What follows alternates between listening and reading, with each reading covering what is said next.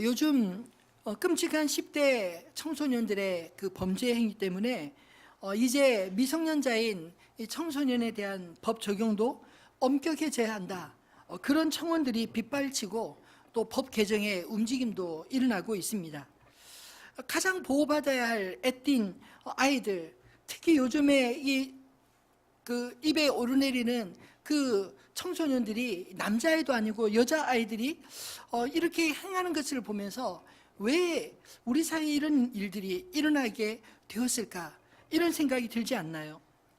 범죄에 비해서 너무 가벼운 처벌이 오히려 아이들에 대해 죄에 대해 무서움보다 오히려 죄를 짓고도 당당하게 무용담을 만들어 주는 그런 꼴이 되지 않았나 싶습니다. 아무리 큰 죄를 저질러도 미성년자 신분에 뒤에서 쉽게 용서받을 줄 알기 때문에 심지어 자기가 폭행한 아이들의 사진을 SNS에 띄우면서 자신이 이 정도면 이제 들어가겠냐, 몇 년이나 살겠냐, 친구들에게 그렇게 물어보는 끔찍한 시대가 되었습니다. 사실 제가 알기에도 옛날 저희 어린 시절에도 청소년들이 사고 많이 쳤었습니다. 근데 그때는 사실 이후에 어떻게 될지 잘 몰라서 아이들이 이렇게 벌벌 떨고 두려워하지 않았나요? 근데 요즘은 사고 친 애들이 자기가 스스로 내가 이 정도 하면 얼마나 살겠는지 먼저 안다고 합니다. 죄를 너무 쉽게 생각하는 것들이 이런 대형 사고들을 끊임없이 만들어내는 것 아닐까요? 사실 법에서 당사자 간의 합의의 정신은 합의가 사실 용서받을 수 있는 조건을 제시하고 합당하면 받아들이는 그런 것 아닌가요? 합의가 이루어지면 좋거니와 이루어지지 않으면 법대로 가는 것입니다. 오늘 우리가 읽은 이 본문의 말씀은 무려 4장에 걸친 요셉과 그 형제들의 만남을 이야기한 것 가운데 이제 마지막 결론부에 해당되는 말씀입니다. 왜 이처럼 하나의 스토리를 길게 자세하게 꼼꼼하게 기록으로 남겼을까요? 요셉이 형제들을 용서하는 것이 그토록 힘들었다, 이런 반증 아니겠습니까? 그럼에도 불구하고 오늘 본문에서 요셉이 형제들을 용서할 수 있었던 것은 요셉의 마음에 감동을 주고 그 마음에 매인 것을 풀어주는 어떤 사건이 있었기 때문입니다. 우리가 전반부에 읽었던 이 44장 14절로 34절에 셋째 형 유다가 막내 동생 넷째 형 유다가 막내 동생 베냐민 구명을 위해서 애쓰는 그 모습이 이 요셉의 마음을 감동시키고 요셉 자신을 숨기지 못하고 자신을 드러내는 그런 계기가 되지 않았을까요? 저는 오늘 말씀을 묵상하면서 문득 용서에 무슨 조건이 필요한가? 이것을 질문하게 되었습니다. 이 본문을 처음 읽으면서 제목을 용서의 조건으로 지었다가 곰곰이 생각하면 생각할수록 무슨 용서의 조건을 붙여야 되나, 이런 생각이 들었습니다. 왜냐하면 무조건적인 사랑을 우리는 교회 공동체 안에서 배웠기 때문에 용서에 뭔가 조건을 붙인다는 거, 그게 왠지 이상하지 않나요? 얼만큼 용서해줘야 용서할 수 있겠습니까? 언제나 그렇게 용서를 조건을 따지다 보면 언제 용서할 수 있을까요?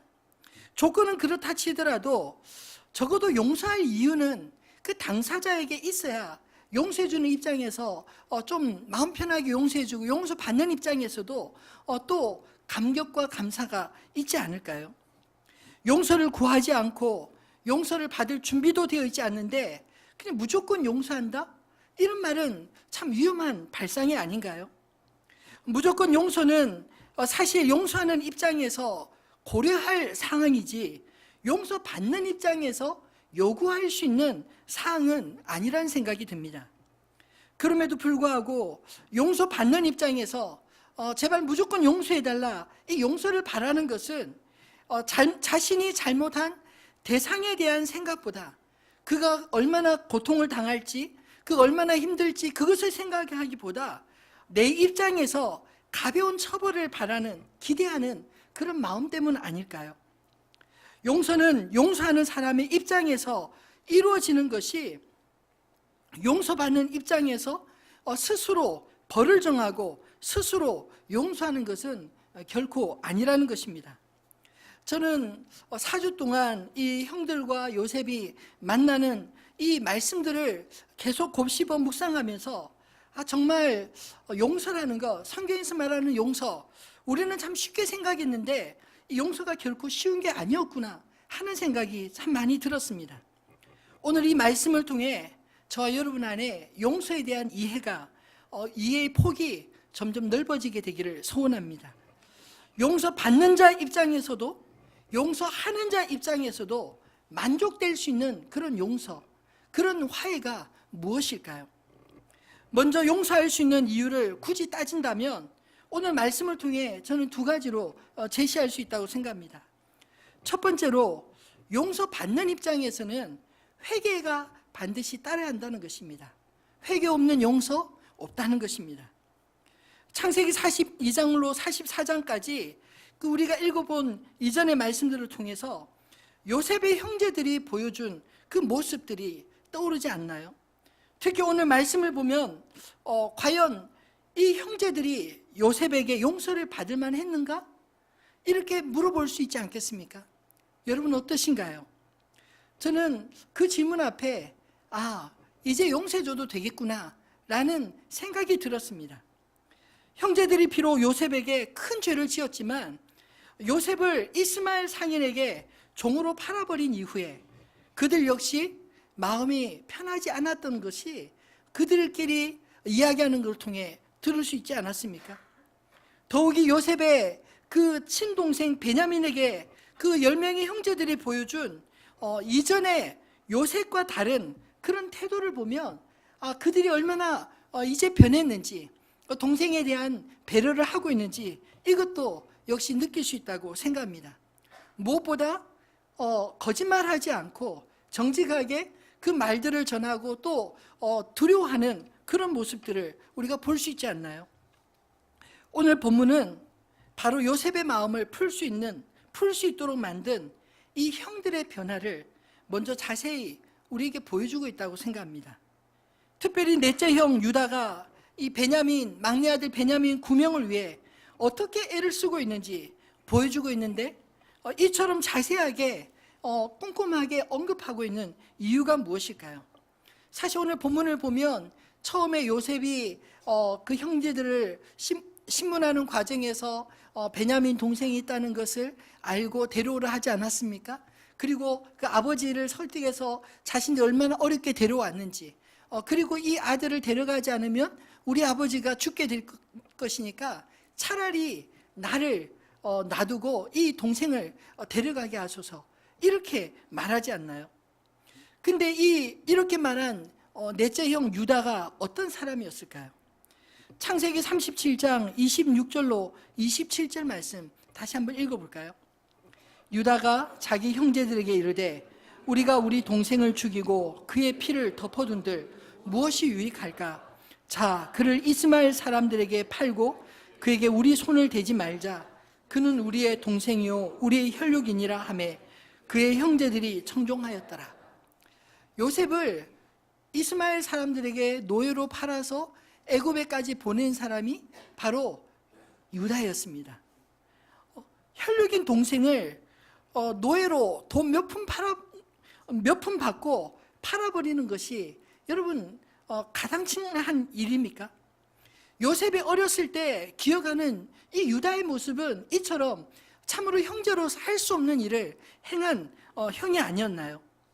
근데 오늘 본문을 보면 이 유다가 자기 동생 베냐민을 위해 스스로 종이 되기를 얼마나 깊이 간청하고 있는지 33절 34절에 이렇게 말하지 않나요? 이제 주의 종으로 이 아이를 대신하여 머물러 있어 내 주의 종이 되게 하시고 이 아이는 그의 형제들과 함께 올려 보내소서. 그 아이가 나와 함께 가지 아니하면 내가 어찌 내 아버지에게로 올라갈 수 있으리까? 두렵건대 재해가 내 아버지에게 미침을 보리이다. 예전 같았으면 이 베냐민 혼자 어떻게 되든 말든 아버지에게 둘러붙이고 그 10명의 형제들은 야 우리는 살았다 그렇게 돌아가야 마땅하지 않았을까요? 그리고 요셉이 그 시종을 통해서 이미 그렇게 여러 번 언급하지 않습니까?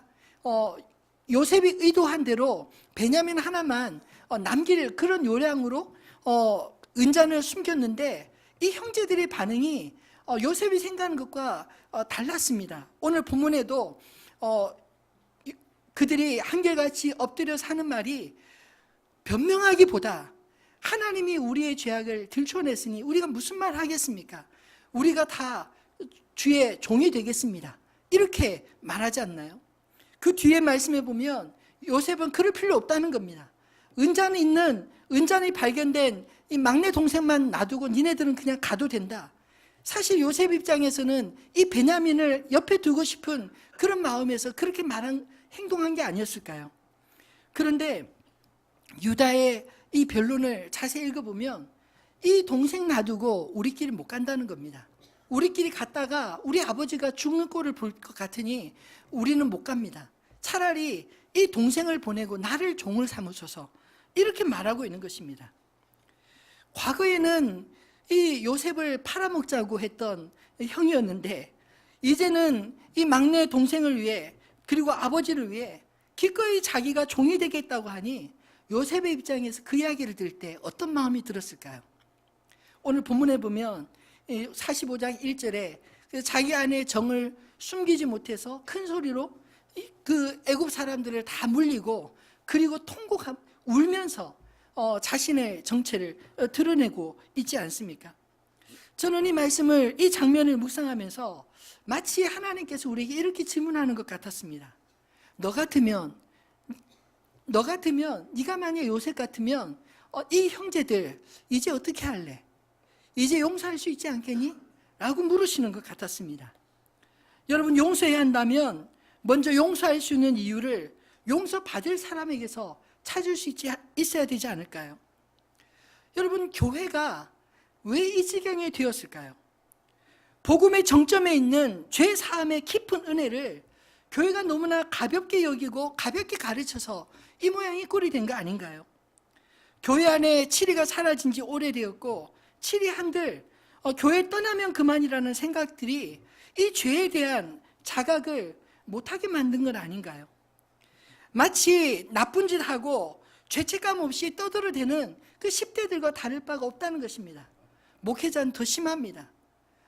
입에 담기도 민망한 그런 죄를 범하고도 다윗조차 그렇게 했으니 뭐 괜찮다는 식으로 그렇게 자리를 연연함을 지키는 그 모습들이 오늘 한국교회 성도들에게 죄에 대해서 둔감하게 만든 것 아닐까요? 용서받을 사람 생각지도 않은데 스스로 셀프 용서하며 스스로 위안하는 그런 모습이 세상 사람들 보기에 참 기가 막히다. 마치 지난번에 말씀드린 그 영화 밀양에서 세상 사람들이 보여주는 그런 모습들로 비춰진 것 아니겠습니까? 여러분, 용서받을 사람에게서 변화 없는데 스스로 용서받았다고 주장하는 건 어불성설입니다.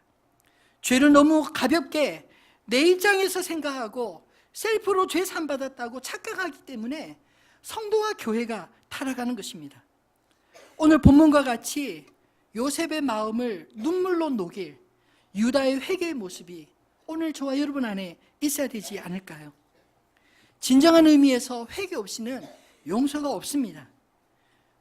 세례 요한과 예수님이 복음을 처음 선포하면서 하셨던 말씀 기억하십니까? 회개하라, 천국이 가까웠느니라. 천국에 대한 소망은 회개를 통과한 자만이 누릴 수 있는 은혜인 것입니다. 세례의 의미는 단지 깨끗하게 씻겼다는 의미만 있는 것이 아니라 죄로 인해서 내가 죽었다가 예수로 인해 다시 살아나 깨끗하게 되었다, 그 의미를 담고 있는 것입니다. 내가 죽어야, 옛사람이 죽어야 새 사람으로 거듭날 수 있는 것입니다. 회개는 돌아서는 것입니다. 과거의 죄악과의 단절을 선언해야 합니다. 삶에서 변화의 증거들이 나타나야 합니다.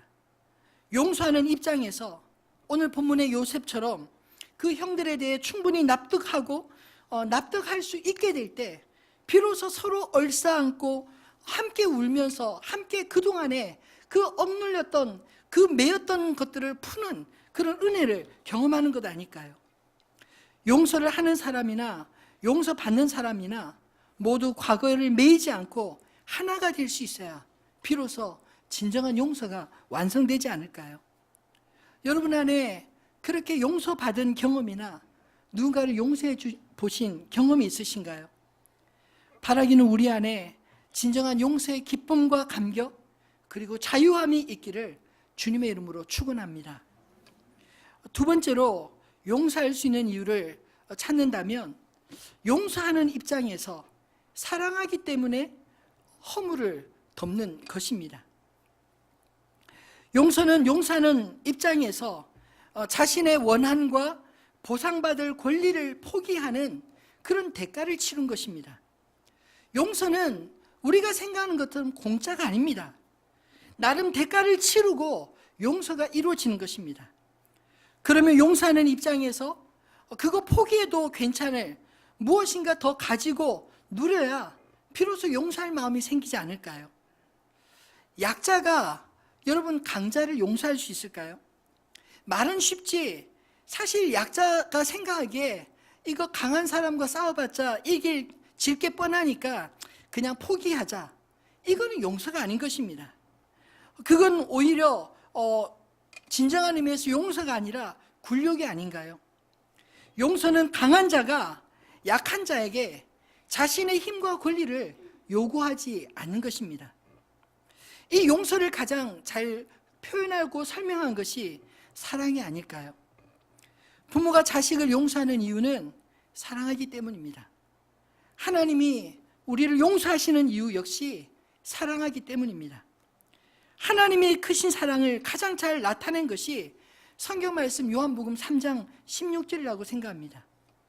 하나님이 세상을 이처럼 사랑하사 독생자를 주셨으니 이는 그를 믿는 자마다 멸망하지 않고 영생을 얻게 하려 하심이라. 여러분, 하나님은 우리를 말로만 용서하지 않았습니다. 우리를 사랑하셔서 멸망당하지 않도록 그 아들 독생자를 우리를 위해 십자가의 화목제물로 아낌없이 내어주신 것입니다. 하나님의 사랑이 죄인들을 마땅히 벌할 수 있는 그런 권세가 있음에도 불구하고 그 권세로 죄인들을 벌하시는 데 쓴 게 아니라 그 아들을 통하여 예수를 믿는 자마다 멸망하지 않고 영생을 얻게 하기 위하여 아들로 삼으시기 위하여 그 권세를 사용하셨다 말씀하고 있지 않나요? 여러분, 그 사랑 때문에 우리가 하나님 앞에 용서받을 기회를 얻게 된 것을 깨닫게 되시기를 바랍니다. 요셉을 가만히 묵상해 보면 요셉 역시 형들을 용서할 만한 이유도 힘도 있었지만 이제는 그렇지 않아도 될 이유를 요셉은 잘 알고 있었기 때문에 형제들을 진심으로 용서할 수 있었습니다. 여러분 한번 생각해 보십시오. 요셉이 형들과 만났는데 요셉이 애굽의 총리가 아니라 정말 아주 근근히 살아가는 노예로 비참하게 살아가고 있다면 형제들과 요셉이 과연 화목이 될 수 있을까요? 화해할 수 있었을까요? 아마도 형들이 보아도 그를 요셉으로 인정하지 않으렸을 것입니다. 왜냐하면 그를 인정하는 순간 자신들이 팔아먹은 것이 과거의 상처들이 다 드러날 것이기 때문에. 그래서 요셉 편에서 사실은 용서가 필요한 것입니다. 형제들에 의해서가 아니라. 오늘 본문에 보면 5절로 8절을 읽어보면 요셉이 형제들을 용서하는 데 이유가 있었습니다. 한번 같이 읽어볼까요? 당신들이 나를 이곳에 팔았다고 해서 근심하지 마소서, 한탄하지 마소서. 하나님이 생명을 구원하시려고 나를 당신들보다 먼저 보내셨나이다.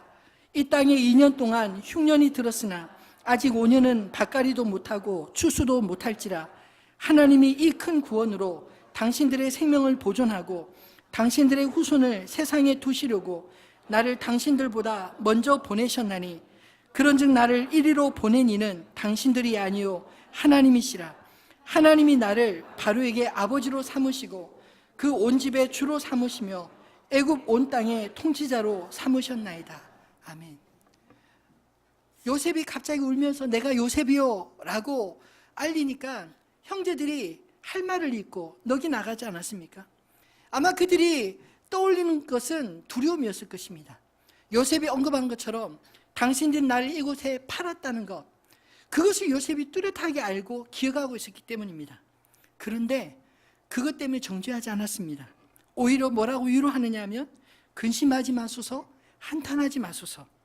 하나님이 생명을 구원하시려고 나를 당신들보다 먼저 보내셨나이다. 방금 읽은 본문에 보면 나를 당신들보다 먼저 보냈다. 나를 보내신 이는 당신들이 아니라 하나님이시다. 이야기를 3번씩이나 반복적으로 하고 있습니다. 왜냐하면 요셉이 이렇게 말할 수 있었던 이유는 요셉이 그 애굽에서 힘들고 어렵고 억울하고 원통한 일을 만났을 때마다 하나님의 크신 은혜와 사랑을 그가 누리며 살았기 때문에, 맛보았기 때문에 이렇게 고백할 수 있었던 것이 아닐까요? 사랑하는 성도 여러분, 사랑받은 사람이 사랑할 수 있는 줄을 깨닫기 바랍니다. 용서받은 사람이 용서할 수 있는 것입니다. 요셉이 형들을 용서할 수 있었던 것도 요셉이 충분히 사랑받고 용납받고 그 땅에서 살아갔기 때문 아닌가요? 누구로부터입니까? 비록 형제들로부터는 사랑받지 못했지만 하나님께로부터는 넘치도록 은혜와 사랑을 받았기에 형제들을 용서할 수 있는 게 된 것이 아닐까요? 비록 형들을 의심하며 그 의심을 벗는 과정과 시간이 필요했지만 궁극적으로 요셉이 형들을 용서할 수 있었던 힘과 이유는 이미 하나님의 큰 사랑을 그가 받았고 누리고 있었기 때문이었습니다. 그 외롭고 억울하고 힘든 시간들을 이길 수 있었던 비결은 여호와께서 나와 함께 하심으로 내가 형통한 자가 되었다. 이 사실을 그가 깨닫고 누렸기 때문 아닌가요? 요셉과 함께 하신 하나님이 그 크신 사랑이 요셉을 넉넉한 사람으로 만든 것입니다. 여러분, 우리가 형제를 용서할 수 있는 이유는 사실 그 상대방에게서나 나에게서 찾으려 한다면 아마 우리는 요셉보다 훨씬 더 많은 시간이 걸리지 않을까요? 요셉도 무려 22년이나 걸렸습니다. 근데 하나님은 우리에게 이미 용서할 수 있는 이유, 용서할 수 있는 근거를 주셨습니다. 마태복음 18장 21절로 35절 말씀은 우리가 잘 알고 있는 1만 달란트 탕감받은 자가 100데나리온 탕감받은 자를 용서하지 않고 정죄한 그 이야기로부터 예수님이 하신 이야기를 하고 있습니다. 사실 1만 달란트는 우리가 계산하기 어려울 정도로 천문학적인 금액입니다. 금 한 달란트, 금괴 금괴 하나가 요즘 얼마인지는 잘 모르겠지만 요즘 우리나라 금값이 오르고 있잖아요. 아마 그 금괴 10,000개 정도면 몇 조에 해당되는 그런 어마어마한 돈이라고 하더라고요. 그런 돈인데 반면에 이 100데나리온은 한 사람이 100일을 일해서 벌 수 있는 품값입니다. 1만 달란트는 감히 갚을 수 없는 금액인데 비해서 100데나리온 정도는 충분히 조금 시간만 주면 갚을 수 있는 그런 정도가 아닌가요? 그런데 예수님께서 이 비유를 들어주신 이유는 갚을 능력이 없어서 주인이 다 탕감해 준 종이 자기 친구 조금만 기다려주면 갚을 수 있는 능력을 가진 자를 용서하지 못하고 정죄하는 그 모습 보면서 이해하지 못하겠다. 하나님의 그런 시각을 보여주고 있는 것입니다. 그리고 35절에 이렇게 말씀합니다. 너희가 각각 마음으로부터 형제를 용서하지 아니하면 나의 하늘 아버지께서도 너에게 이와 같이 하시리라. 여러분 안에 1만 달란트 탕감받은 자의 감사와 은혜가 있으십니까? 우리가 하나님 앞에 나와 기도할 때 늘 무엇을 구하시나요? 하나님, 나는 죄인으로서이다. 나를 불쌍히 여기소서. 똑같은 죄를 반복적으로 지어도 여전히 똑같이 주님 앞에 나와서 기도하는 모습. 마치 예수님께서 베드로가 선생님, 형제가 나에게 죄를 지으면 몇 번이나 용서하리까? 7번이면 되겠습니까? 그 이야기를 듣자마자 7번의 70번까지 490번이 아니라 무한대로 용서해줘라. 그렇게 말씀하시면서 이 비유를 들어주신 것입니다. 여러분, 사실 내 안에 하나님께 은혜를 구하고 그 하나님께로부터 용서받은, 아무리 갚으려고 해도 갚을 수 없는 그 용서를 받은 자의 은혜와 감사가 있다면, 여러분, 용서 못할 죄가 어떤 것이 있을까요? 받은 사랑을 모르고 받을 것만 챙기는 인생은 하나님 앞에서도 용서받을 자격이 없다 말씀하지 않나요? 우리가 형제들 용서할 수 있는 이유는 하나님이 그리스도 안에서 우리를 먼저 용서하셨기 때문임을 기억하시기를 바랍니다. 에베소서 4장 32절도 우리가 용서해야 될 근거를 명확하게 말씀하고 있습니다. 서로 친절하게 하며 불쌍히 여기며 서로 용서하기를 하나님이 그리스도 안에서 너희를 용서하심과 같이 하라.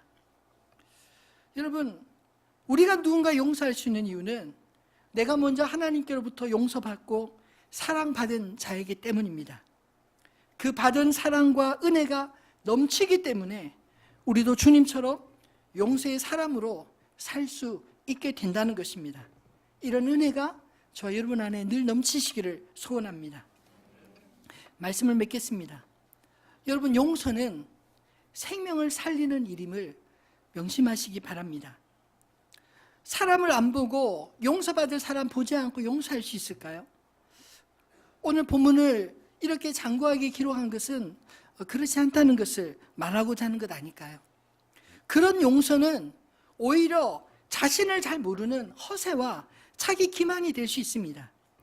마치 전에 말씀드린 영화 밀양의 여주인공처럼 용서받을 사람 보기 전에 용서할 수 있을 것처럼 착각하고 찾아갔다가 살인자가 뻔뻔하게 교도소에서 이미 내가 예수 믿고 용서받았다, 이 말하는 모습 보고 실족하는 것처럼 용서, 내 마음만 먹는다고 되는 것이 결코 아니라는 것입니다.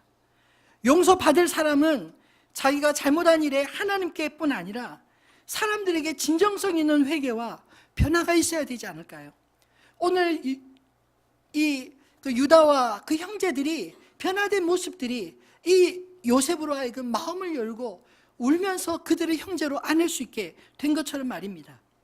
뿐만 아니라 용서할 사람 역시 자신도 하나님의 은혜와 사랑을 받은 사람임을 깨닫고 하나님 앞에서 용서를 결단해야 되지 않겠습니까? 누가복음 17장 3절로 4절은 이런 원리를 잘 설명하고 있습니다. 한번 같이 읽어볼까요? 너희는 스스로 조심하라. 만일 내 형제가 죄를 범하거든 경고하고 회개하거든 용서하라. 만일 하루에 7번이라도 내게 죄를 짓고 7번 내게 돌아와 내가 회개하노라 하거든 너는 용서하라 하시더라. 아멘. 뭘 스스로 조심해야 합니까? 죄가 묵인되는 것, 죄를 지어도 아무도 말하지 않는 것, 이것을 오히려 조심하라고 합니다. 내 형제가 죄를 진 것을 알거든 경고하고 회개하거든 무조건적으로 하루에 7번이라 할지라도 내가 회개하노라 하거든 용서하라, 그렇게 말씀하고 있습니다. 부모가 자식을 그렇게 용서하지 않습니까? 함께 살아가는 형제들끼리 맨날 싸우면서도 언제 그랬냐는 듯이 또 시간 좀 지나면 함께 어울려 노는 것처럼 우리가 하나님의 가족이기에 하나님의 무한한 용서와 또 형제들을 용납할 수 있는 그런 마음이 생기는 거 아닐까요? 용서는 사실 상대방만을 위한 것이 아니라 나 자신도 살리는 일인 것입니다. 오늘 요셉의 용서로 아버지 야곱이 살지 않았을까요? 그 형제들 역시 그 모든 죄책감과 두려움 속에 해방되지 않았겠습니까? 그리고 무엇보다 요셉 자신도 낯선 이방 땅에서 마치 고아처럼 살다가 그 고아처럼 살던 삶을 정리하고 22년 만에 잃어버린 가족을 찾고 이제 당당하게 살 수 있게 된 것 아닐까요? 오늘 본문에 보면 요셉이 얼마나 기뻤던지 자기가 자신의 힘과 권력으로 가족들을 내가 다 부양하겠다고, 내가 가족들을 책임지겠다고 이렇게 말하지 않습니까? 여러분, 용서는 생명을 살리는 능력이요 인간답게 살 수 있는 우리의 권리임을 깨닫게 되기를 바랍니다. 그러기 위해 먼저 내 안에 용서받고 사랑받은 자만이 아는 은혜와 감격, 그것이 있어야 되지 않을까요? 내 안에 하나님이 주신 은혜와 사랑이 충만해서 내게 가장 가까운 가족으로부터 점점 그 범위를 넓혀서 사랑과 용서의 사람으로 살아가는 저와 여러분 되시기를 주님의 이름으로 축원합니다.